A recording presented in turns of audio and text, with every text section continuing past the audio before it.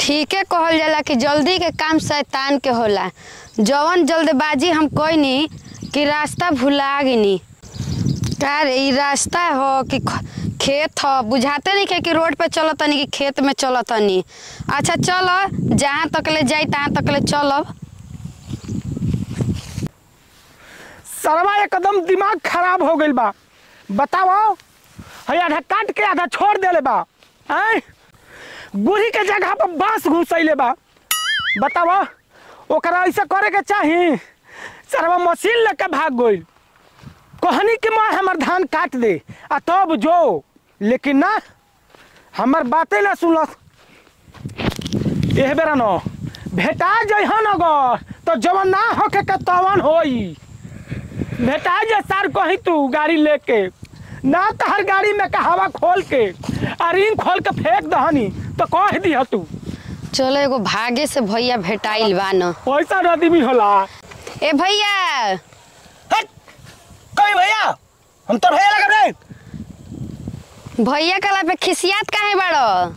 खिसियाई ना मैं जानी हमरा के भैया बना ले बुझा तो हमर मेहर के बनी। भैया ना कही तो का कही? देख भैया मत कहो सही कहो कहे के बताओ।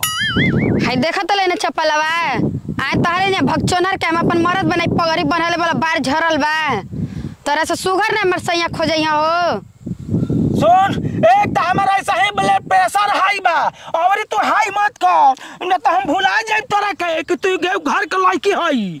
ल प्रेशर ना कहला जाला ब्लड प्रेशर कहे जाला। ओ तो दिमाग हाई गरम बात का कह रे।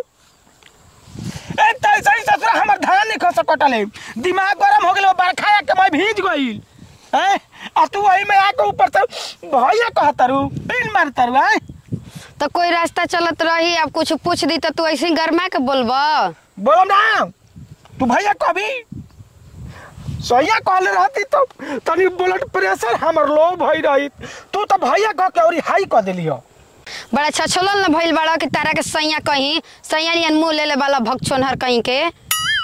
तो सैया ना कभी तो जो भागे जले का कहीं खिसिया के बोल तो बच्चा रुका पता पूछ लेवे तो कहले कि आई रास्ता जिगले बंद ह। अब लौकत नहीं के हाई पूरा गांजल बत कहां जेबू हेनिया नदी में मुए जेबू।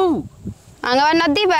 हां हम भुला के उतर गइल ही आई पकड़ के सोचल नहीं कि गांव में चल जाए घर रे। कहां जाए के हतो के हाय जे जाए के बा चौक पे। तोरा जरूरत नहीं खे के धान दाने वाला खरिहान हो कि रास्ता हो। जल्दी आई जाले भाग जो न तो दमा जेबू तू ही। बड़ा उल्टा पुल्टा बोलत ल तू हो। हैं एगो रास्ता का पूछनी कि कपार के दर्द बढ़ा दल औरी तू। दर्द हमारा नियर मारे सब भेंट नहीं के भइल तहरा। ए नामा हैं कहां जतड़ी रे? ज्यादा नहीं सोचले ना कि ऐसे तीखे चल जिम बाजार में आ रास्ता भुला गले आ इनसे पूछले त उल्टा पुल्टा बोलत न। उल्टा पुल्टा? हां अरे उल्टा पुल्टा बोलबे का कहत रह रे? कहत हम कनिए भैया तो कहता भैया काहे के कहत है सैया क सैया क। हाँ तो भैया हमार ऐसा ही ब्लड प्रेशर हाई बा ई आके वही में कहते आया भैया खिसना बड़ी हो। तो भैया लगबे तो भैया ना कही तोरा के सैया कही बोल सरवा उल्टा ठीक हमारा गांव और घर के बहन के तू बोलबे रे। ए भैया देखो हमें तरना कल है ई कहती है कि भैया ना कही तो का कही तो हमारे मुंह से निकल गया कि भैया मत कहो सैया कहो। खीस बोलल बा तब जनते बोल तई भैया लायक नहीं खत इनके भैया ना कही। भैया लगबे तो भैया ना कही तो का कही तोरा के? हां माने हम होए गांव के भैया हो जाई तो बोल गांव का सैया बनबो मुंह ले ले बड़ो ना कटाई सरवा के धान जो वही तरह उजराई रही।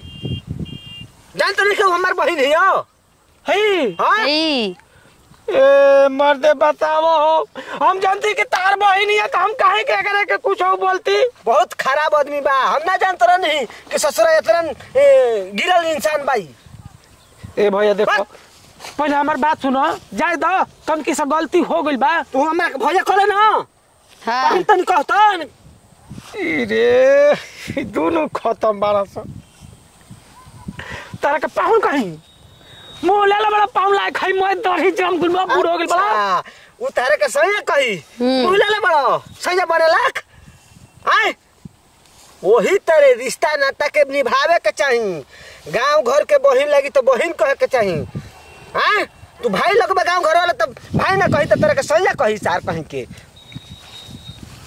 मन तो करो तक तार मार कम जो ना आंगवा के बचल बनाओ वो झाड़ दिए बड़ा सही कह मैं मत दई है एक धान को जाए दहो गलती हो गई बा है देखो आधा हमार धान दा के आधा फंसा देल बा तो ब्लड प्रेशर हाई हो गई बा हमारे यही तरह ठीक कहले बासन हमरो गाड़ी आवत रही कि तोर काम हो जाए लेकिन ना हो रही माना कर देते ड्राइवर के गाड़ी आवत रहुए माना आवे द आवे ना ना ना तू इतना बढ़िया काम है ना ना जाए दे हमार बहिन लगी आज के बाद गांव घर में जेतना लड़की बैसो सब तार बहिन लगिया सो हां त हां बियाह ना होई हम त गांव में बियाह करबे दूसरे गांव में बियाह होई रे नहीं गाँव में बियाह करे इनका कितना बढ़िया सोच बा बात सही कहत रहो सही कहत रहो कदी दिमागवा आउट हो गेल बा देखो अच्छा ये बताओ भैया ठीक कहले अब त बढ़िया ये जमात रहे पहले बहिन है तो बहिन नहीं रहो जो बहिन कह दई तब काहे मत लिया रे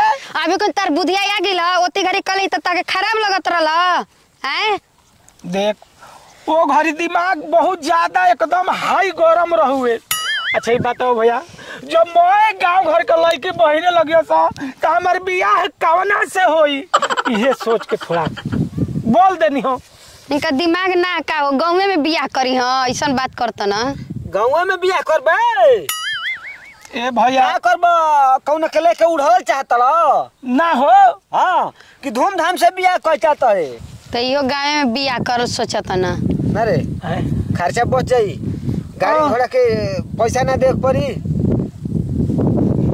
ए मर्दे कोई का बताओ तू मार दल हमके छोड़ आज के बाद अगर कबो कह देले कि भैया मत कह सैया ना कह कह। तो हमारा से बुरा केहू ना होई बुझले ठीक बनना चले गलती हो गई हेने रास्ता ब्लॉक बा जान तरी गाड़ी घोड़ा ना चलनी से ने खेती बाड़ी वाला आदमी पैदल आवे ना जाला ए भैया। बाजार ना जाई रास्ता चल हेने चल तू हां चलो करी गड़िया आवा छोड़ा तो गाड़िया नहीं आई ना आई गाड़ी रे ना कटाई तोर जो वही तरह सड़ जाई तू तोर उल्टा सीधा बोले के बता क्या कटवाई तोर मैंने एक बार बोल दनी तो अब हमेशा मैंने बोलते बनी अब ना गलती हुई ना कोनी हो की गलती तो बोलला कैसे भैया बोले से पहले सोचे के ना चाहिए कि काहे के बोलत हई हम बोलो हम तो तारे के डाटिया डपट के छोड़ देते ही ना दइबो दूसरा रहित ना तो बांस ढकेल के वो पार कर दी तो ना दइबो ना दाइबो जा ना दइबो ना देखो कि तोर गाड़ी रोड पावती ना तो हते को कटिया गाड़ दे रोड बस पंचर हो जाई जा बड़ा ठीठ बा होई त हाँ तो ठीक प्रेम से कहा तरी भैया कही हमर गाड़ी पंचर होखल हाँ, तो एकरे के फंसा दिया। हम पंचर कर देब चढ़ा देब चकवा को टूट जी गोड़ावा हां चल ना चल जन होई तो देखल जाई जा गड़िया तू बड़ा बदमाश बस रे दोनों भाई बहन के जानी कहां से लो सब बताओ एक तो हमारा ऐसा ही दिमाग खराब रही और ही खराब कर दल चलो छोड़ो आज ना दवाई काल दवाई दूसरा ट्रैक्टर बोला के दवाई हाँ